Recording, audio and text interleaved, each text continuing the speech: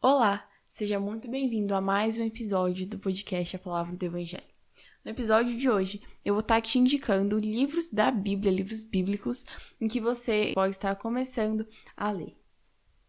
O primeiro livro que eu quero estar te indicando é o livro de Ruth. O livro de Ruth, ele é um livro de 4 capítulos apenas e ele está no Antigo Testamento. Apesar de ele ser curto, ele conta uma história muito incrível e que Deus falou muito ao meu coração através dela, e eu creio que ele pode falar ao seu também. E eu escolhi aqui um versículo do livro inteiro, eu escolhi um versículo para comentar com você, um versículo que para mim representa muito da história, que diz lá no capítulo 3 e no versículo 2, diz assim: "E esse Boaz, na companhia de cujas servas você esteve, não é um dos nossos parentes? Eis que esta noite ele estará limpando cevada na eira."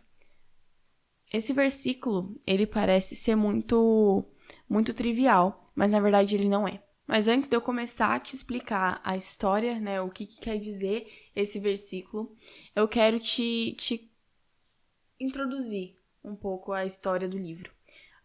O livro começa, o primeiro capítulo começa dizendo que houve fome na terra de Israel, e o que fez com que Noemi e Elimeleque, seu esposo, eles saíssem de Belém de Judá e fossem para outra região que era Moabe. E uma série de acontecimentos ocorrem e Noemi acaba ficando viúva, perde seu marido e perde seus 2 filhos.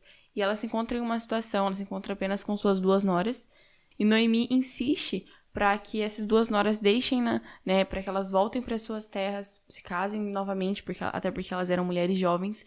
Mas, diferentemente de Ofra, que era uma das noras de Noemi, Ruth não sai, ela não vai embora, ela permanece com Noemi. E as duas começam, então, a viverem juntas, elas começam a... Onde quer que Noemi vá, Ruth vai atrás. Então, elas começam a realmente conviver juntas, a sogra e a nora. Nessa passagem que eu li, Noemi, ela vai instruir a sua nora, Ruth, a se encontrar com Boaz. Boaz, posteriormente, vai se casar com ela, né, com Ruth, e aí vai gerar Obed. Obed, posteriormente, vai gerar Jessé, e Jessé vai gerar Davi. E como você deve saber, Jesus, ele foi descendente de Davi. A descendência de Davi gerou Jesus. E isso é muito importante na história, na genealogia, né? No primeiro capítulo de Mateus, você vai encontrar a genealogia inteira de Jesus. E o nome de Obed, o nome de Jessé, de Boaz, tá lá.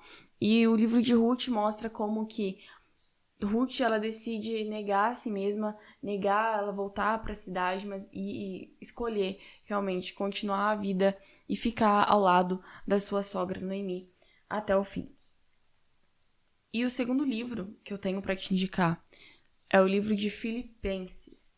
A passagem que eu escolhi para estar lendo com vocês, ela se encontra lá no primeiro capítulo e no versículo 6, que diz assim: "Estou certo de que aquele que começou boa obra em vocês há de completá-la até o dia de Cristo Jesus." O que Paulo está querendo dizer aqui pra gente? Na verdade, o Espírito Santo, por meio de Paulo, né? Paulo está dizendo de que Jesus, aquele que iniciou a boa obra em nós, aquele que começou uma obra nas nossas vidas, ele vai completar ela até o fim, até o dia de Cristo, até quando Jesus retornar. Essa boa obra, esse processo, ele se chama santificação, e a santificação ela se inicia e termina por meio da fé. Eu amo como que essa passagem ela relata a fidelidade de Deus, de como Deus ele é fiel. E essa é uma das características imutáveis de seu caráter. Ninguém nunca irá mudar, isso nunca vai se alterar. Deus ele é fiel. E cabe a nós permitirmos sermos transformados pelo Espírito Santo de Deus. E o último livro, mas não menos importante, é o livro de Mateus. E a passagem que eu escolhi para estar lendo com vocês está lá no capítulo 13 e no versículo 44, que diz assim: "O reino dos céus é semelhante a um tesouro escondido no campo, que o homem achou e escondeu. Então, transbordante de alegria, vai, vende tudo o que tem e compra aquele campo." Então aqui, Jesus ele conta essa parábola de que o reino dos céus ele é um tesouro, é como um tesouro escondido no campo. Primeira coisa que Deus revela ao meu coração é que o reino de Deus ele é precioso. O reino de Deus Ele é um tesouro, então ele tem um valor e um custo alto. Ele custa determinado preço. E o preço que custou aqui foi tudo o que o homem tinha. Porque aqui diz que ele achou o tesouro que estava escondido, escondeu de novo, e transbordante de alegria, porque o reino de Deus, ele nos traz alegria. Então ele saiu, vendeu tudo o que ele tinha, todas as suas propriedades, tudo, e comprou aquele campo. E isso mostra também de que o reino dos céus, ele nos exige renúncia.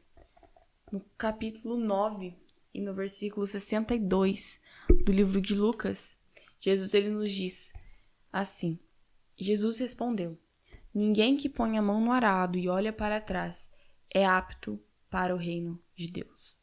Então o reino de Deus ele nos exige renúncia, ele nos exige morte de nós mesmos, realmente nós negarmos a nossa vontade para escolhermos de bom grado fazermos a do Pai. E aqui diz que esse homem, quando diz que ele saiu transbordante de alegria, ele não saiu emburrado, ele não saiu com vergonha, ele não saiu com tristeza, mas ele saiu com alegria. Ele vendeu tudo que ele tinha de bom grado, com o coração aberto. Foi isso que Deus colocou no meu coração para te falar hoje.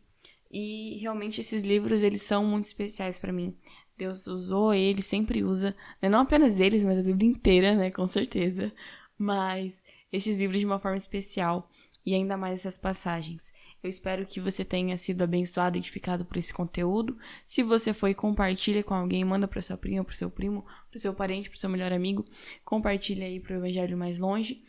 Muito obrigada por ter me escutado até aqui. Se você ainda não segue o podcast lá no Instagram e deseja seguir, é @apalavradoevangelho_. E a gente está sempre postando um conteúdo interessante e edificante por lá. Muito obrigada por ter me escutado até aqui, acho que já falei isso. E até o próximo episódio.